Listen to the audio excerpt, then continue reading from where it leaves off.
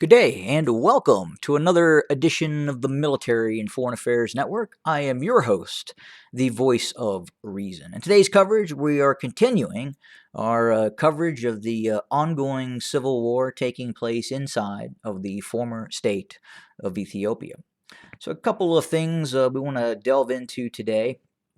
We'll have the battlefield coverage of current and ongoing fighting that is taking place inside of the former state of Ethiopia. And we're also continuing to see indiscriminate use of air power by the Abiy Ahmed regime on targets both inside of the Tigray region and we continue to see the Abiy Ahmed regime attacking targets inside of Oromia as well. So again, we're starting to see an actual uptick in activity of both drone and fixed-wing strike aircraft, and in some cases, helicopter gunships targeting Oromo Liberation Army forces or areas in which the Abiy loyalist formations suspect that the Oromo Liberation Army is operating. And specifically, the Abiy regime is really having difficulties in western Oromia at this point. But it was interesting. I've received several comments and questions regarding the possible declaration of a no-fly zone, and even the possible prospects of a military strike against the Abiy loyalists' air force or air assets. Well, I would say that it would probably be a less difficult task by the United States to launch a very limited military operation to take down the Abiy loyalist Air Force assets. So again, you're looking at a very few air bases in which the Abiy loyalist Air Force is operating out of. Predominantly, we're seeing again the Su-27s, the MiG-23s, some training aircraft, helicopters occasionally. There has been some maintenance issues with some of those helicopters. That's why we don't see them fly as much. And then obviously the drone use as well. But establishing a no-fly zone over the former state of Ethiopia to prevent the Abiy loyalists from launching indiscriminate air attacks against civilian targets inside of the Tigray region and inside the Oromia region would be a little bit more or significantly more difficult and require constant assets be in position near the Red Sea or the Gulf of Aden or out here towards the Indian Ocean.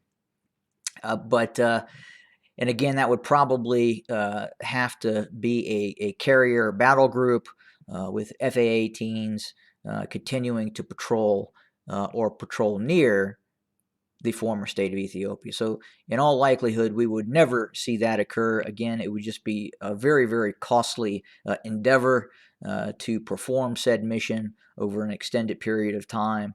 The most likely option and the less costly option would be a strike on about 3 air bases inside of the former state of Ethiopia. So first, we would start just southeast of Addis Ababa, and you could have just probably a dozen airstrikes, and it wouldn't necessarily have to be an FA-18 Hornet dropping bombs on said target.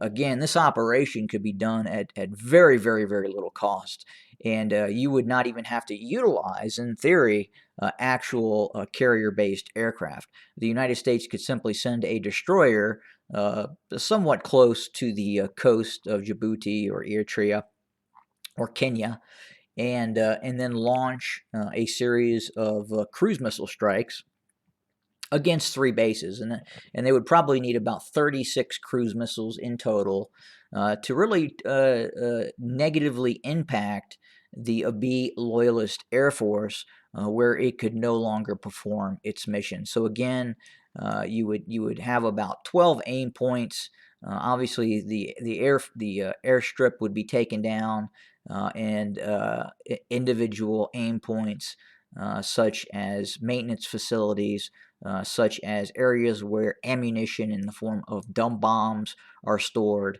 and any type of area where drones are held or maintained. So again, you're probably looking at about 12 cruise missiles that could really send a message to the Abiy loyalist Air Force. After that site was hit, you would probably also want to hit a second site up here near Bahir Dar. This air base has also been used to strike targets inside of the Tigray region, and also has been utilized to strike targets in the Oromia region as well. And in the initial stages of the conflict, the Tigray Defense Forces actually launched a ballistic missile strike, a semi-ballistic missile strike, utilizing a Chinese-made precision-guided rocket against this airbase. And as you see here, that is the crater, the impact area, where the Tigrayan Defense Forces were able to achieve a direct hit on the flight line of the Abiy loyalist air facility. So again, that would again probably take no more than 12 cruise missile strikes, probably even less, to really degrade and take down this this air base.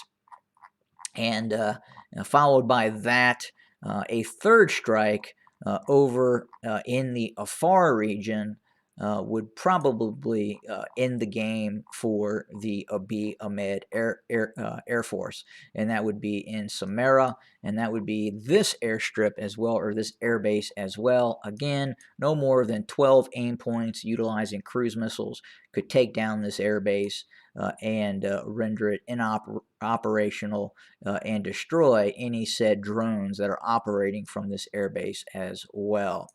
So again, as you can see, launching 36 cruise missiles, or even simply 2 to 3 B-2 bombers launching strikes against the former state of Ethiopia, or 3 B-52 bombers launching cruise missiles, or said destroyers firing cruise missiles. And that would probably be the most likely option for the United States, is positioning one destroyer and launching about 36 cruise missiles and taking down the Abiy loyalist Air Force facilities. And that's all it would really take, as opposed to the talk of a no-fly zone, again, where you're constantly having to have a carrier battle group, or find a ally in the region that is willing to have a U.S. Air Force aircraft patrol over the former state of Ethiopia, but in all likelihood it would take a carrier battle group to patrol over the former state of Ethiopia. And again, very, very costly in an extended period of time as well, versus a simple series of 3 strikes on 3 locations. Would end the ability of the Abiy loyalist Air Force to harass and destroy targets in the Tigray region and the Oromia region. So I just wanted to cover that real quick. I probably went on a little longer than I probably should have. But what is going on right now today, January 20th, inside of the former state of Ethiopia? Well, obviously the bombing continues. We continue to see the Abiy loyalists launch airstrikes on the Tigray region, the independent Tigray region. You really have to call it that now, as it is fully autonomous, operating with its own system of government and leaders, and has its own armed forces. So again, we continue to see the Abiy loyalist formations continue to bomb areas near Mekelle and other areas, but at the same time, the Tigrayan Defense Forces continue to regroup and reconsolidate its forces after defeating the Abiy loyalist formations in the Tigray region, evicting those forces, and then launching a massive punitive invasion into the former state of Ethiopia, and at one point again threatening Addis Ababa, getting close to Debre Birhan, more than 160 miles south of the shared border between the Amhara region and the Tigray region. But sporadic fighting continues near Abala in the Afar region. We continue to see Afar regional forces engage the Tigrayan Defense Forces in tit-for-tat cross-border operations near Abala. We continue to see, as I talked about before, and again, I know this becomes repetitive, much like the operation and the preparatory operation in the Tembian region that resulted in the eviction of the Ethiopian National Defense Forces and the Eritrean Army from the Tigray region.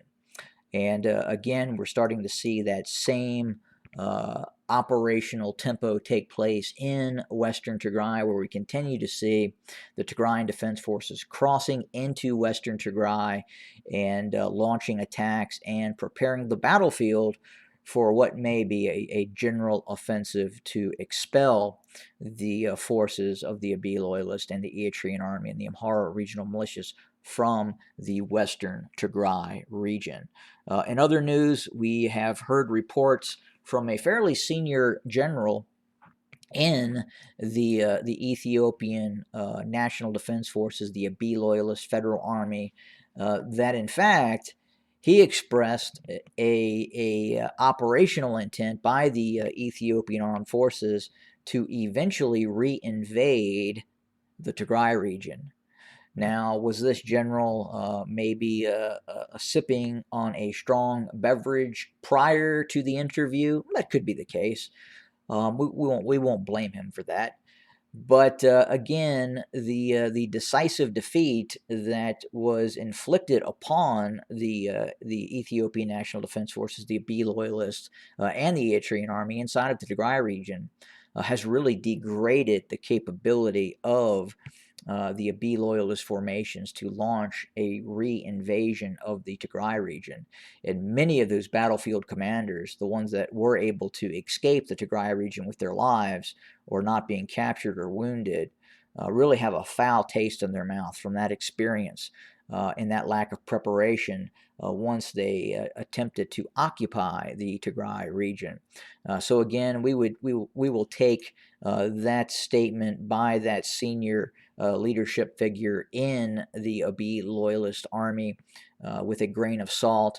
And in all likelihood, we will probably not see a re-invasion of the Tigray region by the Ethiopian National Defense Forces, the Abiy loyalist formations. The simple fact is they already have done that, and they were already defeated inside of the Tigray region. So a repeat of said operation is probably not going to occur. And as we all know, once the Tigrayan Defense Forces evicted the Abiy loyalists from the Tigray region, they then launched that punitive invasion, which was very, very costly on the Abiy loyalist formations, and that massive offensive that resulted in the Tigrayan Defense Forces sending up to 100,000 forces 160 miles into the former state of Ethiopia for that punitive operation.